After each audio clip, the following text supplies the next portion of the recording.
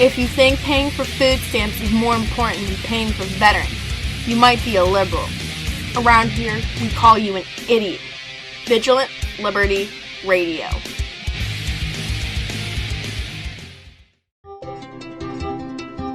At Independent Journal Review, we publish news that is objective, fair, and entertaining. As one of the top websites in the United States, it's our duty to bring the absolute best to our readers. Readers like you. IJReview.com, your number one source for news and entertainment.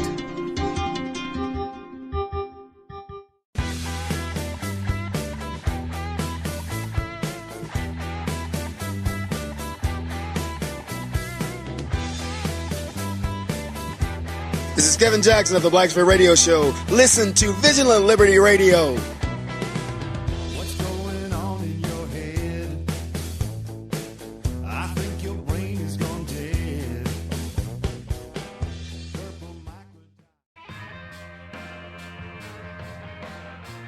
Hi, I'm Dustin Hoyt with America Our Way, and you can hear me right here on Vigilant Liberty Radio at 10/9 Central on Thursday nights. We bring you the best in political commentary from the right-wing, conservative, libertarian perspectives coming together and bringing the best content on the internet. Be sure to tune in every week for your favorite shows. Follow us on Facebook and Twitter.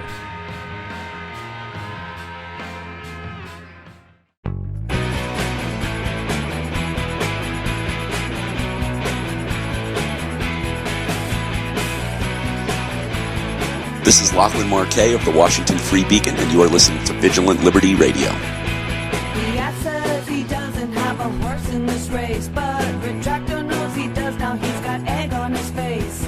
The donkey's on the left got owned by a kid. They can say it was a crime, but Retractor knows what he did. At Independent Journal Review, we publish news that is objective, fair, and entertaining. As one of the top websites in the United States, it's our duty to bring the absolute best to our readers. Readers like you. IJReview.com, your number one source for news and entertainment.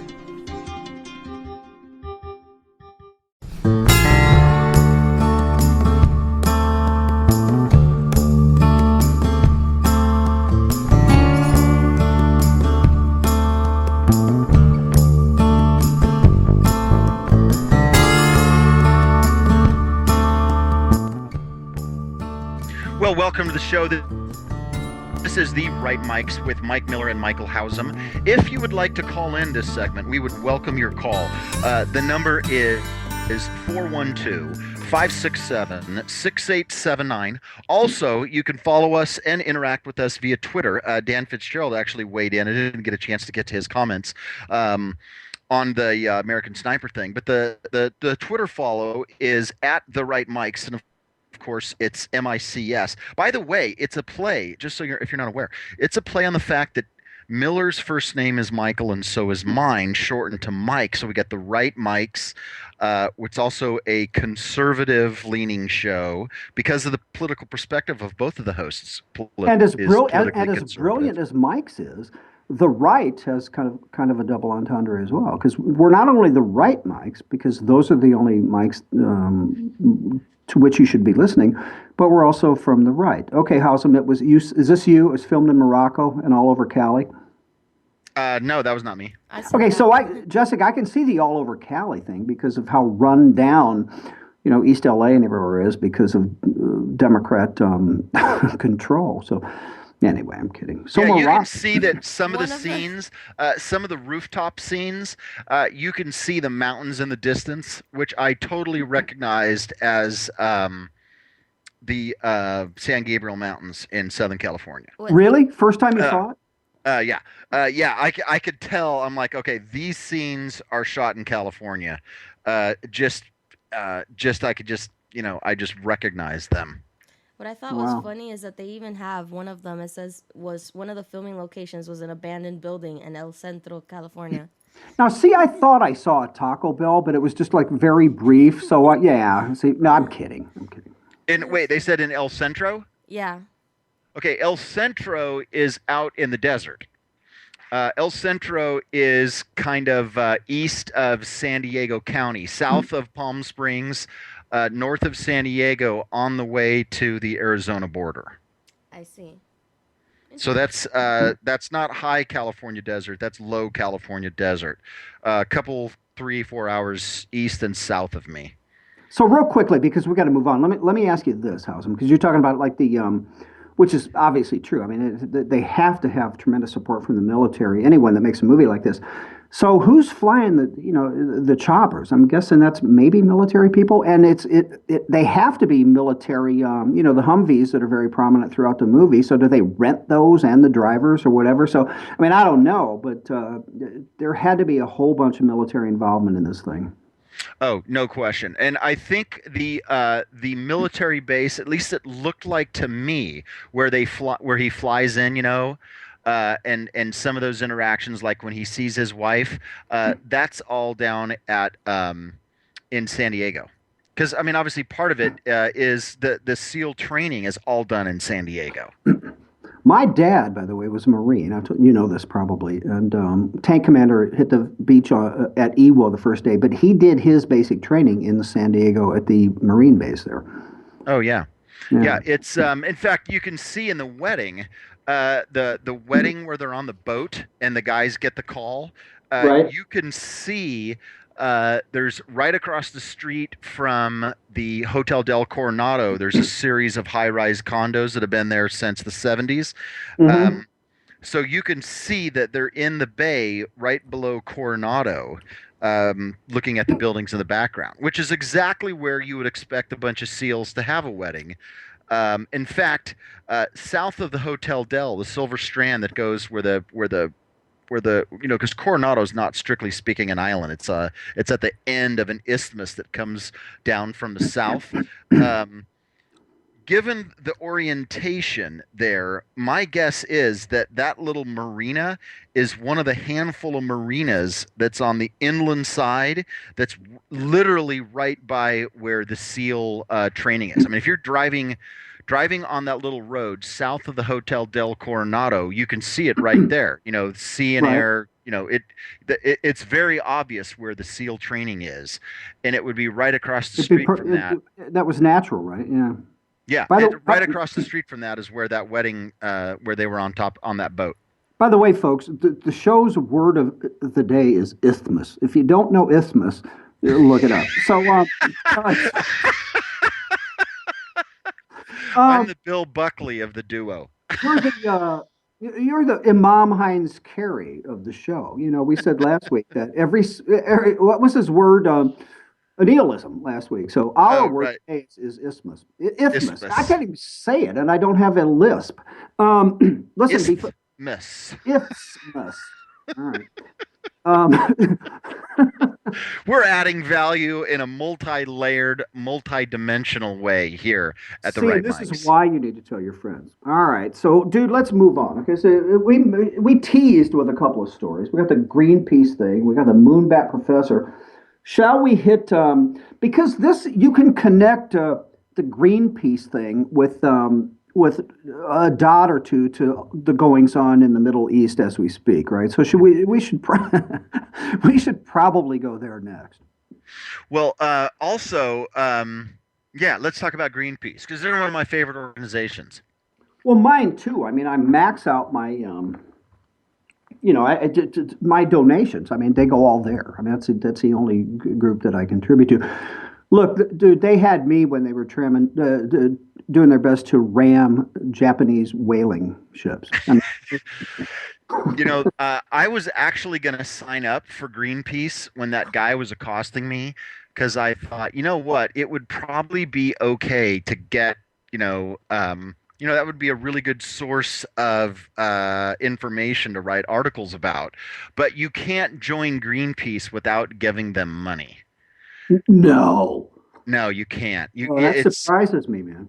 Yeah, you have to donate in order to be. And now you can put your name and their email address. I'm looking at their site right now, which is greenpeace.org, which is really important. I'm sure you probably already have it bookmarked. Oh, absolutely. Right. You can put your email in, but you can't join the organization. Hey, speaking of donating to Greenpeace, remember that, and whaling, remember that Batman-looking boat? And I forget who funded that. It might have been some actor, somebody that we know. Do you remember that thing? I think it was 0 for 1 in its first encounter with a Japanese whaling ship because they basically destroyed it. Do you remember that thing? No, Oh, I you have to don't. you have to look it up. It was this futuristic looking, like again, like it would have been a Batman boat. It was supposed to look all badass and everything. It went 0 for 1 in battle with the Japanese whaling people. I just love the way you said they are 0 for 1. So anyway, while you look up a picture of that boat, Greenpeace. Well, here's just the way I wrote this note to myself. Greenpeace lunatic singularly calls for deniers. We all know what deniers are, right? Those of us who don't believe that the world is in imminent danger of catching on fire. That would be us deniers.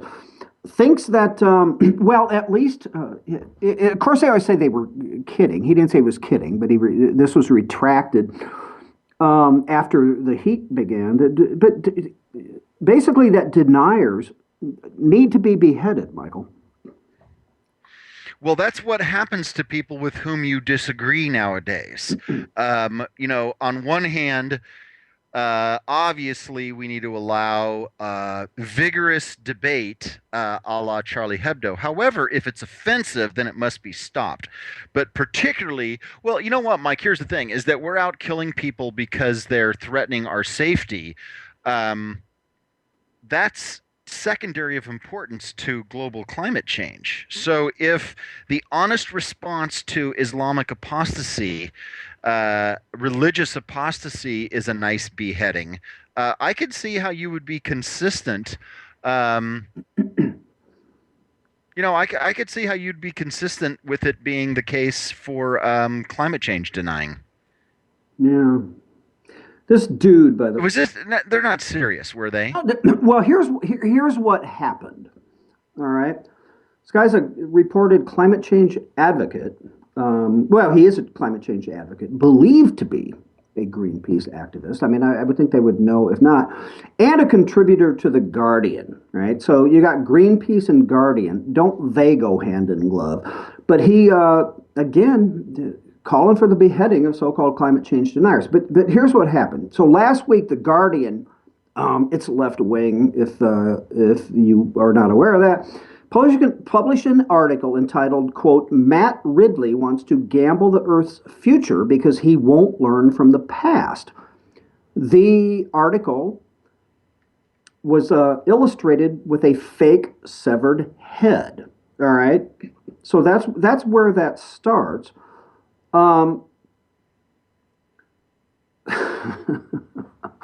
So this contributor, Blue Cloud is his name.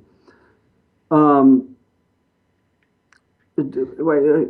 this is comments from this guy. One from Bluehead. Day the article was posted, reading, should that not be Ridley's severed head in the photo? The guy to which we just referred. Further down, he added, we would actually solve a great deal of the world's problems by chopping off everyone's heads. And of course, that reminded me, you've seen those signs that the global warming loons have held up in the past. Save the earth, kill yourself, right? The scourge of the planet is humanity's existence. Yes, exactly. if humanity would just cease to exist, the planet would survive quite well. So yeah, I mean, should that not be Ridley's severed head in the photo? Nothing is more violent and indignant than a Greenpeace activist pissed off. That's almost redundant, isn't it? But right? All right, so needless to say, an uproar began, right, in the comment section. So he jumps on, why are you deniers so touchy? Mere calls for a beheading evolve.